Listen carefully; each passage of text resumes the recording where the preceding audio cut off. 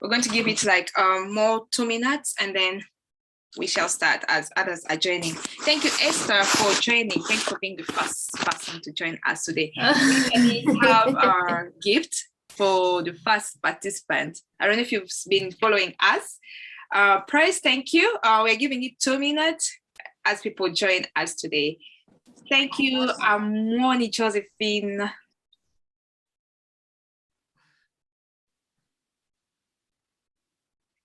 We're giving it 2 minutes as other people are joining us.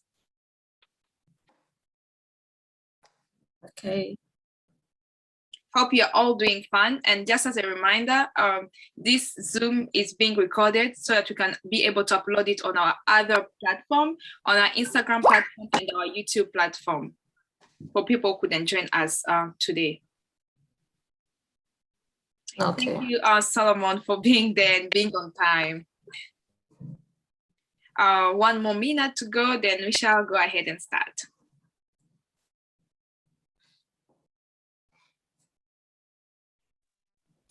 Hey, thank you so much. I'm so excited to be also in today. Oh, thank you so much. I know all your videos are off, but it's fine. Wow. I'm loving the progress.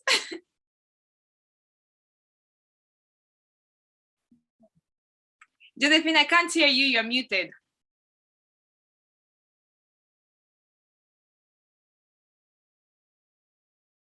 I don't know if she's talking to us. All right, I think we shall go ahead and start. Thank you all for joining us. Yes. Yep. I'm so excited to be here and also to hear about our experience as refugees. I'm really children and youth. I'm really humbled. Yeah. Thank you so much. Thank you. All right, then. Let's wait for the rest. Come again? All right. We shall go ahead and start. Let us wait. Yep. We shall go ahead and start. I welcome you all here today. By name, I'm Samantha Biaki Mugombozi. As I usually say, I don't have a nationality. I'm a world. Yeah, because I'm born from Congolese parents. I grew up in Uganda. Currently, I'm living in the US, meaning I don't have a nationality. I'm the world because I'm everywhere. But that was it, by the way. Welcome to Better Mind International Agency live session. And this is Untold Story of Refugee. That's our theme for this year, whereby we are welcoming all refugees across the world. We are welcoming current refugees, former refugees, refugee service providers. And also, I have a surprise at the end of this session. Toward the end of the year, we shall be having people living with refugees. What experiences are they seeing? What have they learned from living with refugees? And also, why not also invite you, one of our participants, to tell us what you've learned from the stories that we've been having. These stories started way back in June 12, and our first guest was Tete. You can go ahead on our Instagram page under Samantha Biake to watch and review what we've been having.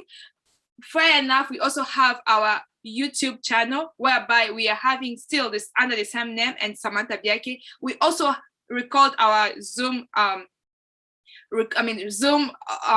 English, I'm sorry. We always record our Zoom program and upload it on our Instagram and Zoom, on our YouTube channel. I will also beg you to mute your audios once you join us. And also I continue welcoming you to this session. As always, I'm going to tell you why are we calling it Refugees Experience or Refugee Story, because we want people to know who are refugees. People are having misunderstanding. People are having misconception.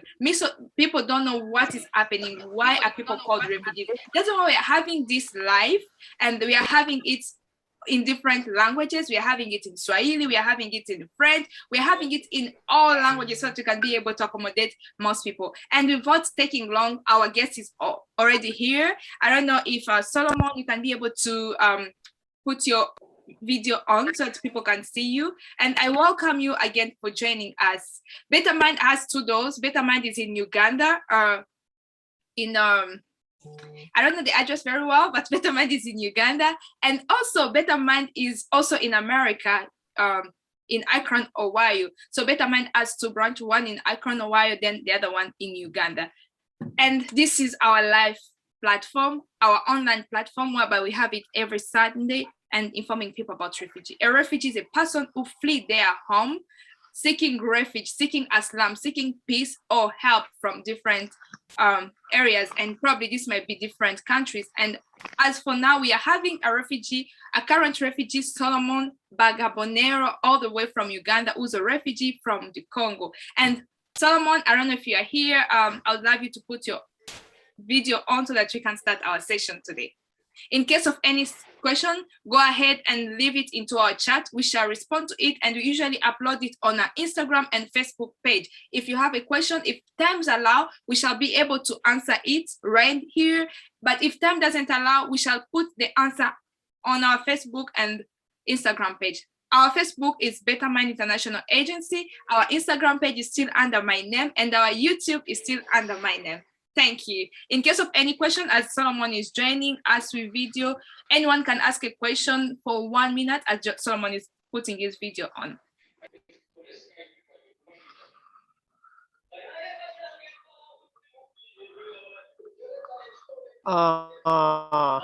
Samantha, I was requesting one thing, yes. because as I communicated to you earlier, that internet where I'm currently is a bit poor.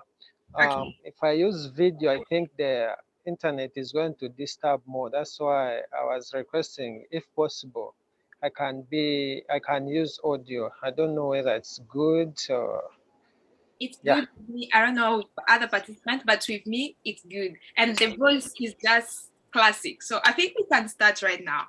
Is it fine with you? all right.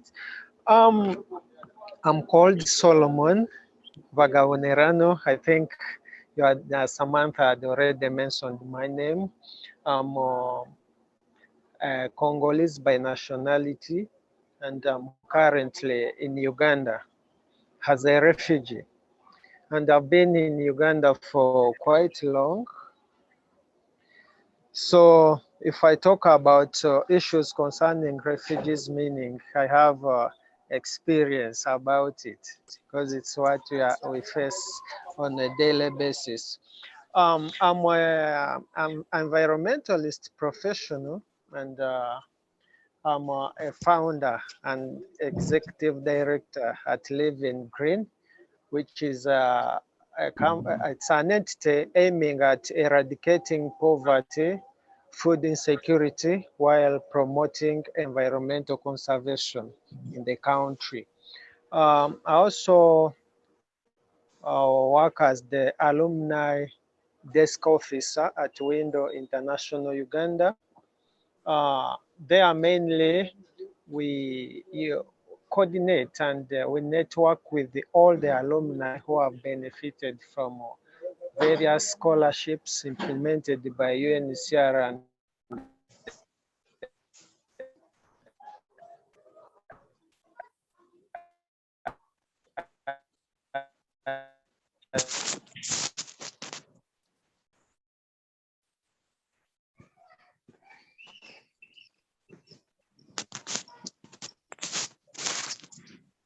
Solomon, are you with us?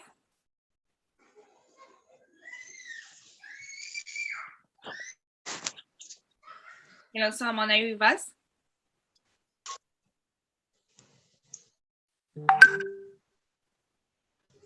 Hello. I think Solomon is having a network problem.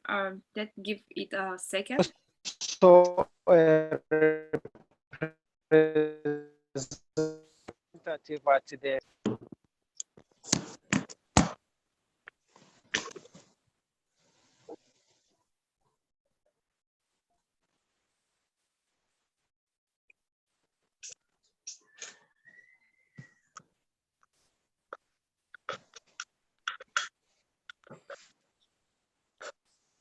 There's a network problem on Solomon's side. I don't know if his device, I can't.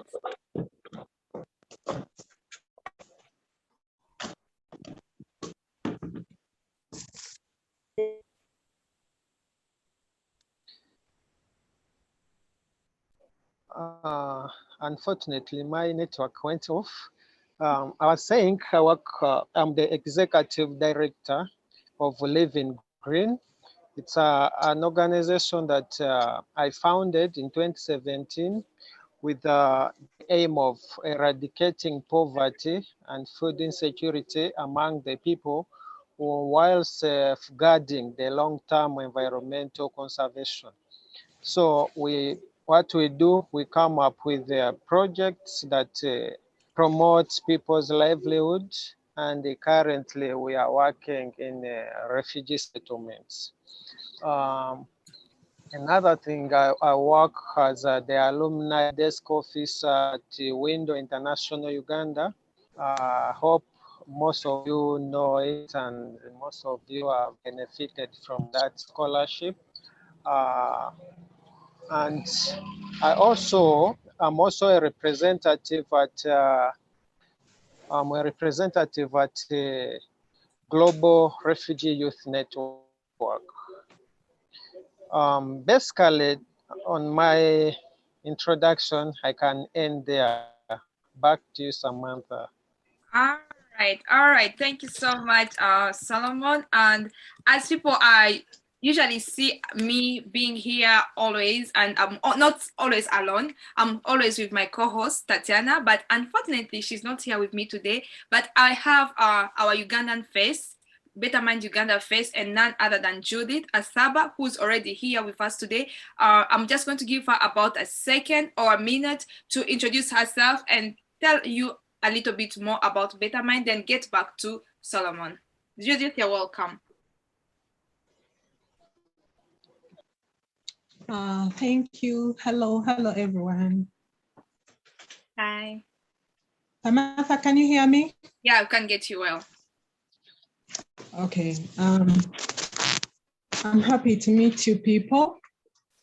This is Better Mind International, and I'm based in Uganda. What we basically do is empowering the refugees and the host community. We have to involve the host communities because these refugees have to come in a very peaceful environment whereby they can be able at least to relax their stress, to get rid of their stress and be accepted in the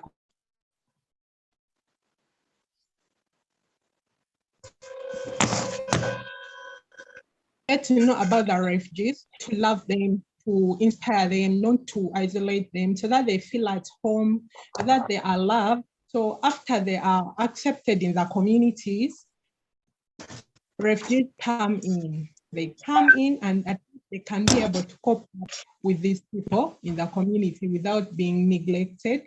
So through that, they are empowered and they can get energy to get involved in other social activities and other economic activities that can help them live a better life or earn a living, and they can be able to sustain or to buy something, like maybe giving them skills. That's when they have settled, giving them skills like soap making, teaching them how to do reusable sanitary pads, because these help them to use, because at least they are cost efficient, they can be used for a longer time, and at least they can make in a bulk and sell and something and buy something they don't have.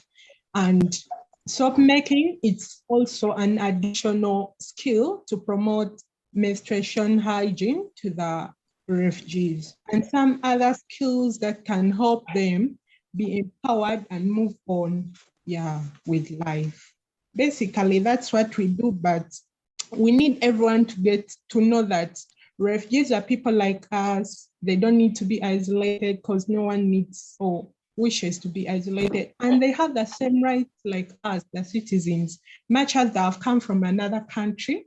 Remember, it's not by choice. Anytime, any day, me, you, or any other person can become a victim. So we need to love them, we need to accept them, and we need to, let's stop this stigmatization of, you're not Ugandan, you come from where, you come from Rwanda, you come from, no. Those things stigmatize them and they can't concentrate well. Maybe they can end up committing suicide and all that stuff.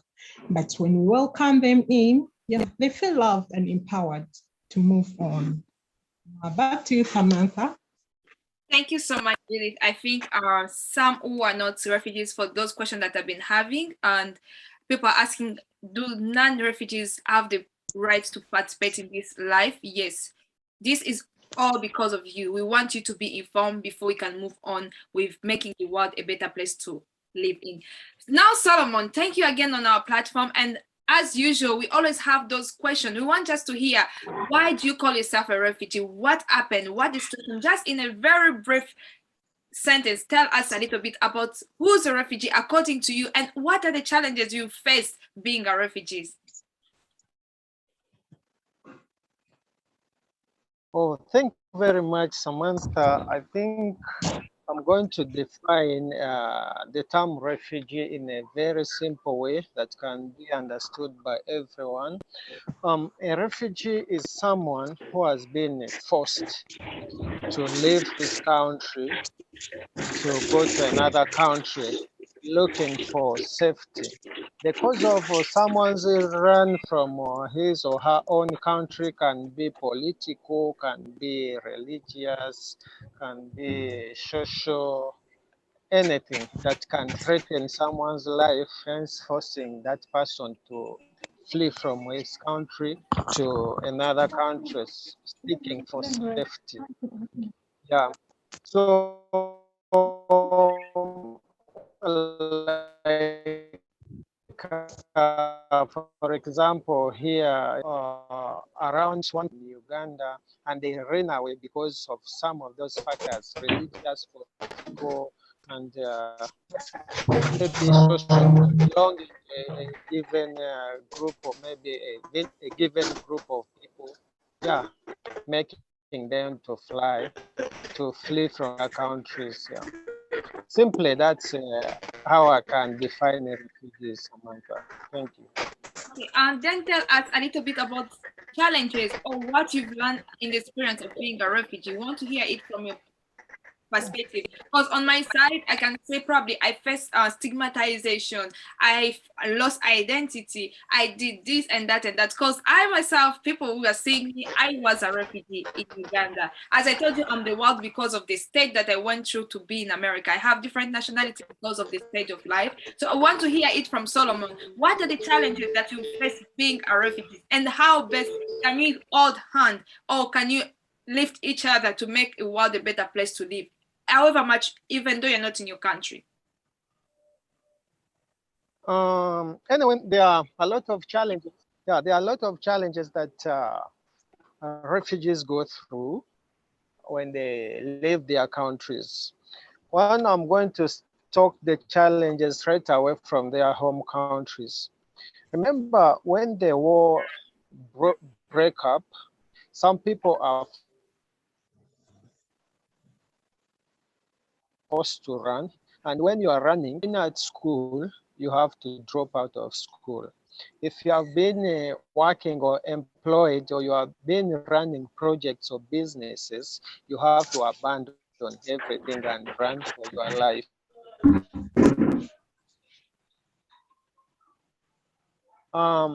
Now, and when you run away, we say thank God because you are safe.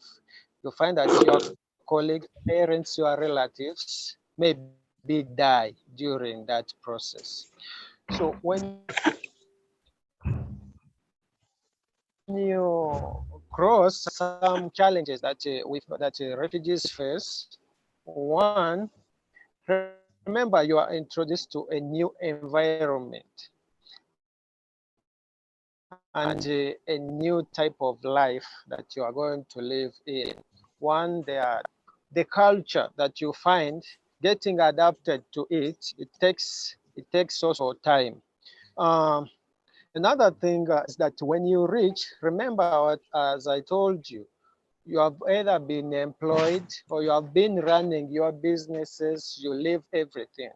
And reaching the country of your asylum, no one knows that you have been maybe doing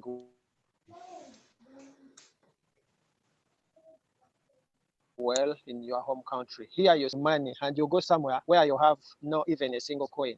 One, you become psychologically tortured because you see everything is affecting you negatively. Here, the only thing you can first do if you are to start a living, like those refugees who stay in the camps, is to do farming. If you don't do farming, then you can't survive. And you know, either in your country you have not been doing such activities. That you are given a small plot of land just for subsistence farming. Whatever you harvest is for your family. You can't even sell for cash. So in so doing, this type of life refugees live in leads them to extreme poverty. And you know the consequence of living a poverty life.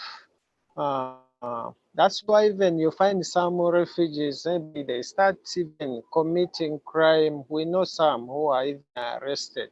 And maybe if you see such a person, he had a good background at his home country, but because of the situation that is facing in a new country, they end up getting maybe committing crime. Others they start uh, drug abuse and whatever.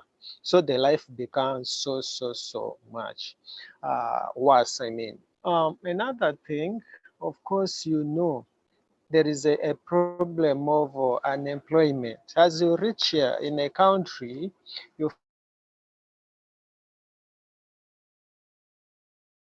find we have like Frankfurt people who studied from there, they only know French. Once they reach the countries where they speak English, even if either God helped you and you ran away with your academic documents, they become useless because they are not recognized in the country of asylum. So you remain unemployed. And there are those also who maybe come because they don't have any academic document, they left everything. Even that also there is a limited jobs within the countries of asylum. Uh, there is no chances, is the chances of getting jobs because even the natives they also start complaining. Maybe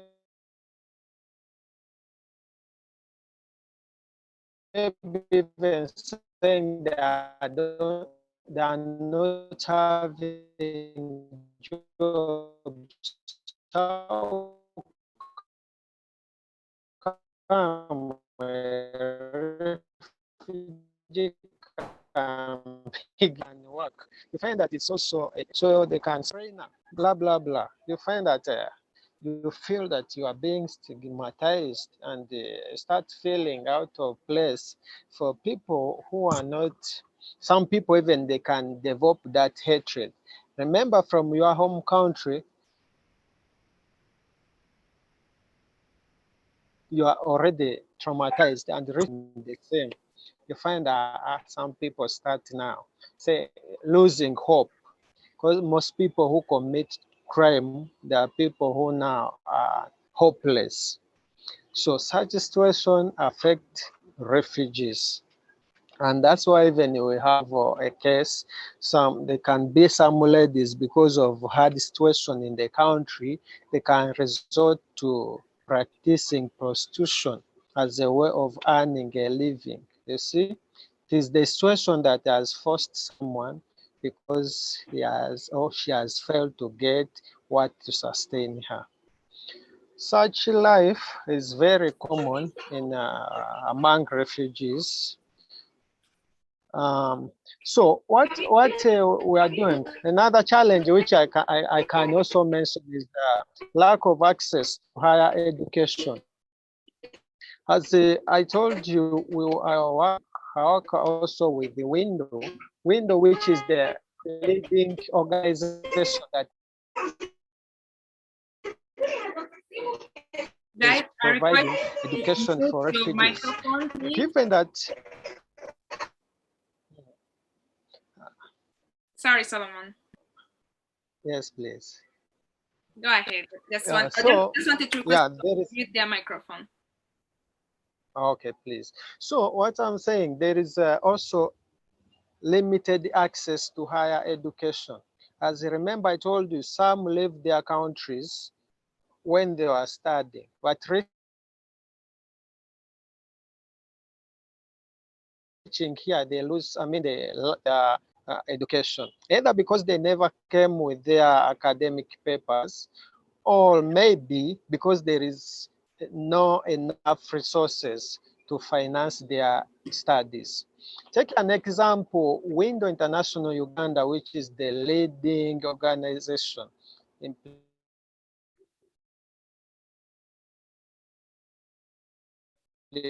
implementing education for refugees. Education is for focus on the youth. But the number of youth who get the scholarship available, they can only benefit around 1% of the target population. You see how many can remain without getting a chance to continue with their education. So in so doing, you say that being a refugee, there is the way it has affected someone's life negatively.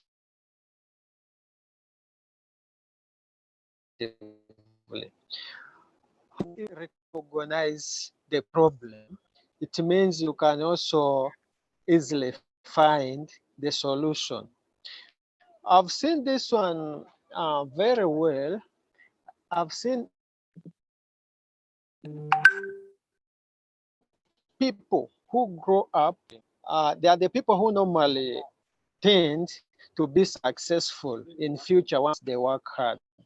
And the term refugee is not a new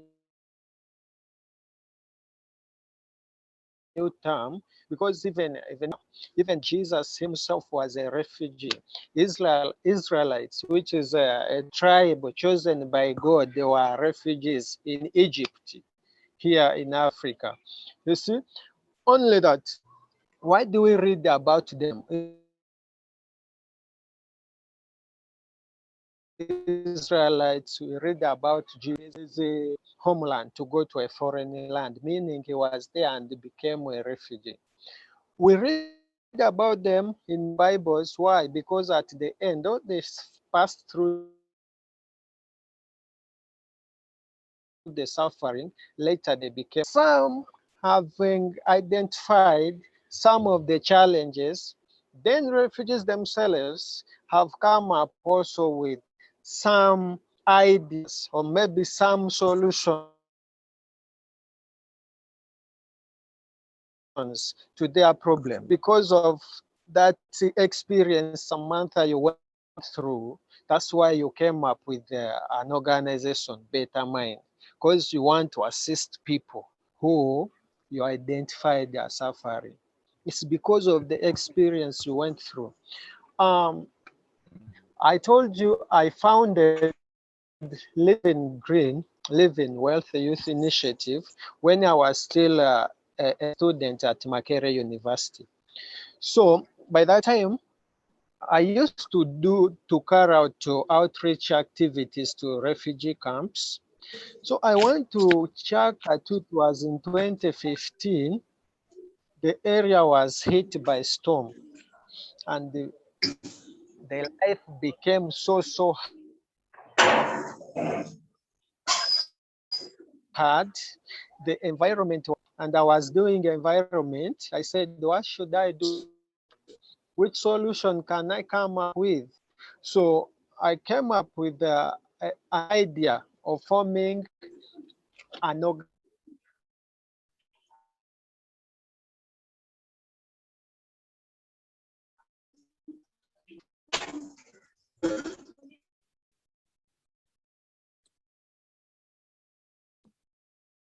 organization. Now forming an then and environment which is being degraded by both refugees and the host communities. I never had even a single coin. You know how being a student is. but I had the capital, which was the brain. What to do? What to organize? How can I help? Because if I have identified the problem, meaning I can easily come up with a solution. So the solution was, how can I come up with something that can address eradicate poverty, eradicate food insecurity, at the same time promoting environment conservation in the areas when Living Green came up. So at Living Green, what we do, we know people are living poor standards of living. We said now, what can the people, mainly refugees, benefit? How can they improve their livelihood? We came up with no. Since most of them were farmers, which type of crops are they planting? Most of them are planting uh, uh, maize, they are growing beans, growing cassava, which of course you harvest once in a season and everything disappears. Then said, now, what if these people are encouraged to plant like fruit trees? Because we focused on fruit trees like oranges and mangoes. I went and made a calculation. I said, if I want to eradicate poverty among refugees or maybe the host communities, I can encourage them to plant grafted mangoes. Why did I come up with like grafted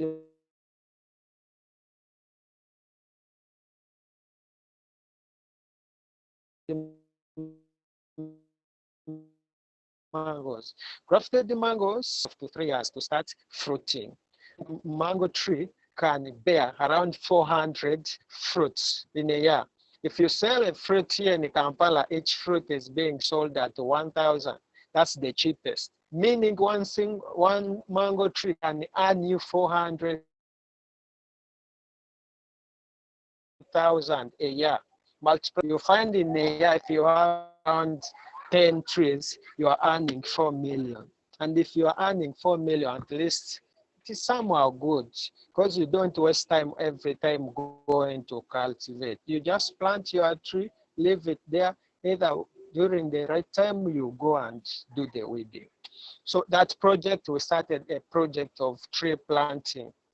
We came up also with a project of skilling mainly the youth. We started training the youth in bakery.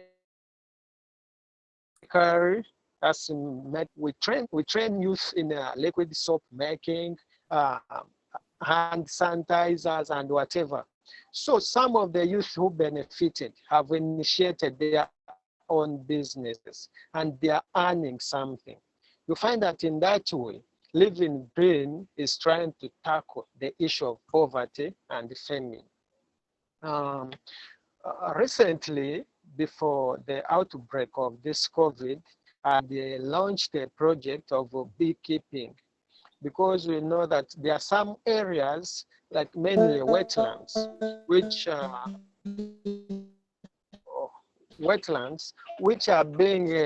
not allowed to be, maybe farming to take place there. So what Solomon, just a reminder, you have 1 more minute to go. we do is to encourage beekeepers. And since the inception of this project, since the founding of this organization, at least currently we have over 20 people who are mainly refugees who are employed on full time. Then others do casual work. They come in when they are needed. So around 30 of the refugees are part-time employees. Now at the window where I work, and mainly I'm there I'm coordinating the alumni. What do we do? We advocate for more scholarships. Another thing, what we do, we as the professionals who are already educated. We assist other refugees with educating them or maybe giving them career guidance. We are trying to push on to encourage, because we found out that most refugees, others graduate, but they lack jobs. We as alumni, what should we do? We have to advocate. That's why we are pushing to see that UNHCR, OPM, they formalize their policies.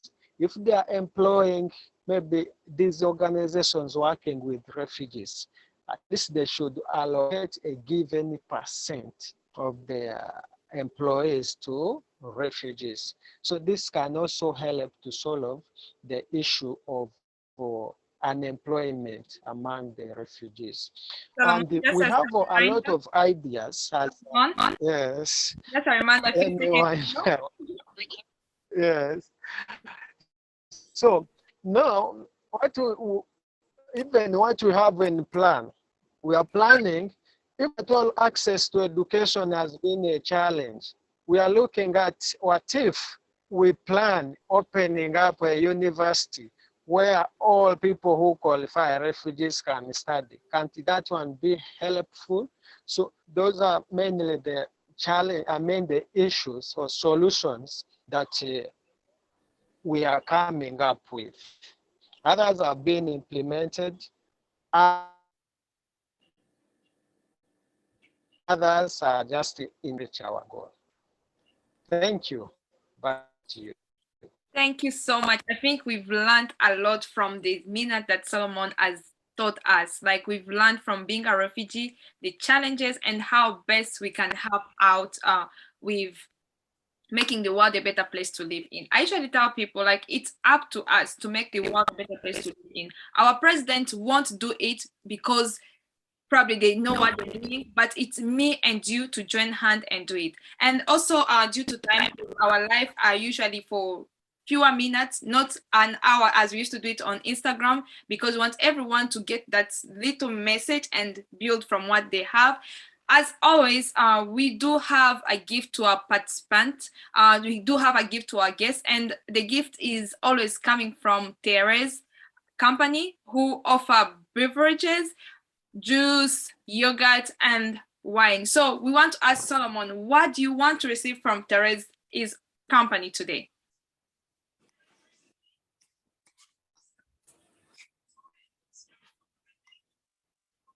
Solomon?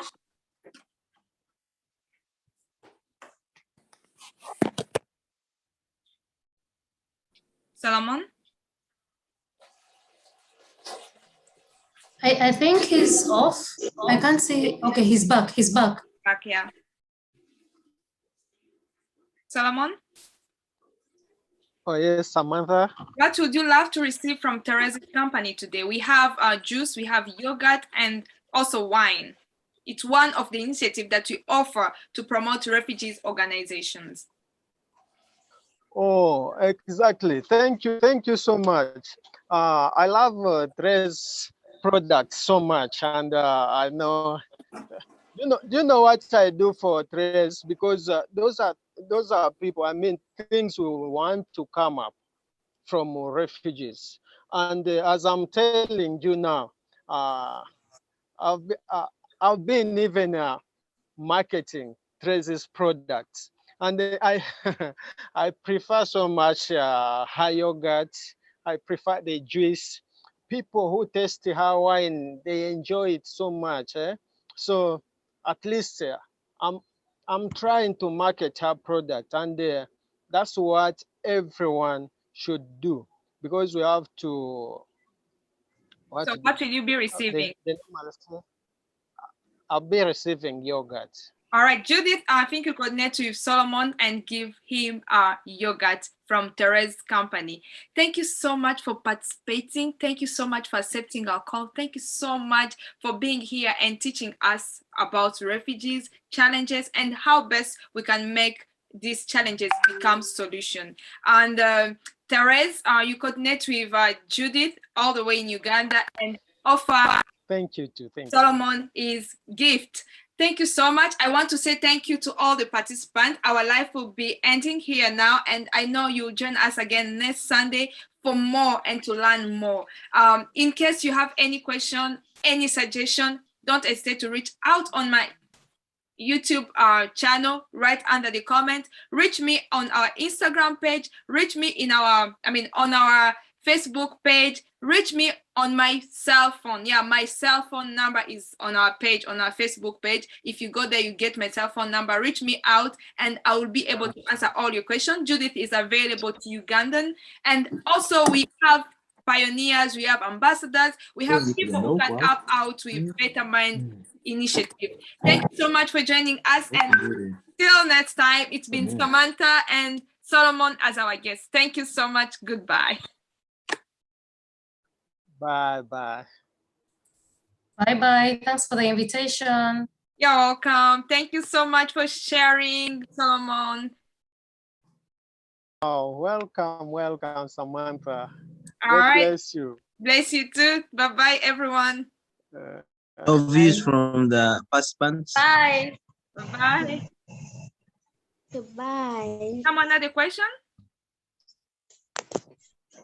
Yeah, I said there is no any views from the participants. Any views? Views. All the views, we are receiving them on our platform, on our Instagram and also on our Facebook. That's where we get our views. So you can go ahead and put them there and we'll be able to answer you accordingly. Okay, please. Thank you. Thank you so much.